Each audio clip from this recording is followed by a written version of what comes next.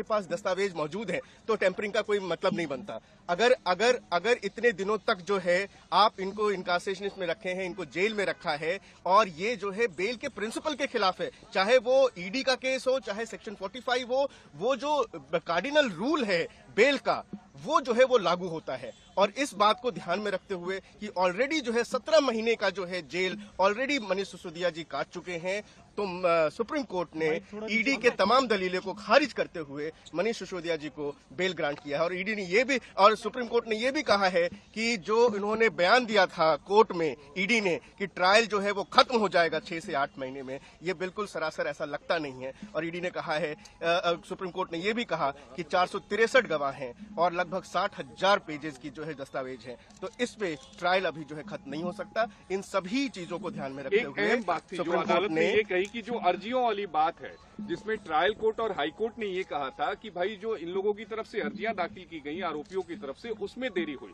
लेकिन supreme court ने कहा कि जो मनीष की तरफ से अर्जियां दाखिल की गई हैं 14 सीबीआई ईडी के मामले में, 13 सीबीआई के मामले में, वो पत्नी से मिलने फाइल पर साइन करने वाली है और मनीष की तरफ से कोई देरी नहीं की गई है ट्रायल शुरू करने में। ये ट्रायल कोर्ट के जो आदेश था कि अपीलेंट यानी कि मनीष सिसोदिया जी ने ट्रायल को डिले किया है, उसको खारिज किया सुप्रीम कोर्ट ने। ये कहा कि जो भी जो एप्लीकेशंस लगी हैं वो एप्लीकेशंस पर्टिनेंट थी, वो एप्लीकेशन जरूरी थी और तभी लगाई गई थी, ट्रायल को डिले करने के लिए नहीं लगाई गई थी। और ट्रायल कोर्ट का फाइंडिंग जो है उसको डिस्कार्ड किया है। और ये भी आज सुप्रीम कोर्ट ने एक बहुत अहम बात कही है कि बेल के मामले में ट्रायल कोर्ट को और हाई कोर्ट को थोड़ा सेंसिटिव होना चाहिए ताकि जो है सुप्रीम कोर्ट में इतनी सारी बेल पिटीशंस ना आए। ये भी मनीष सिसोदिया जी के बेल ऑर्डर में सुप्रीम कोर्ट ने ऑब्जर्व एक अहम सवाल ये भी कहा कोर्ट ने कि ट्रायल कोर्ट और निचली अदालत को ये समझना चाहिए कि जो बेल है वो नियम है और जो जेल है वो अपवाद है। इस बात को निचली अदालत और हाई कोर्ट दोनों ने अनदेखा किया। बिल्कुल, उन्होंने कहा है, सुप्रीम कोर्ट ने ये कहा कि जो कार्डिनल प्रिंसिपल ऑफ बेल है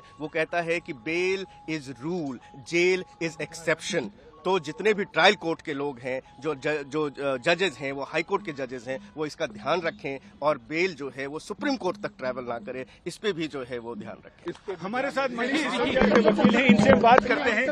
सबसे पहले तो आपसे ये जानना चाहते हैं कि 17.5 महीने बाद मनीष सिसोदिया को सुप्रीम कोर्ट से बेल मिली है। सुप्रीम कोर्ट ने बहुत सारे ऐसे कमेंट किए हैं जिसको देखते हुए लगता है कि दोनों एजेंसियों ये लैंडमार्क जजमेंट है। ये पिछले 17 महीने से जिस तरीके से ईडी और सीबीआई ने मनीष सिसोदिया जी को जेल में रखा हुआ था, वो तमाम जो दलीलों पे जो है उनको जो है जेल में डाला हुआ था, आज वो सारी धराशायी हुई। पहला कि सुप्रीम कोर्ट ने ये कहा कि जो ईडी ने बयान दिया है कि ये ट्रायल कंक्लूड हो जाएगा, वो ऐसा नहीं दिख रहा।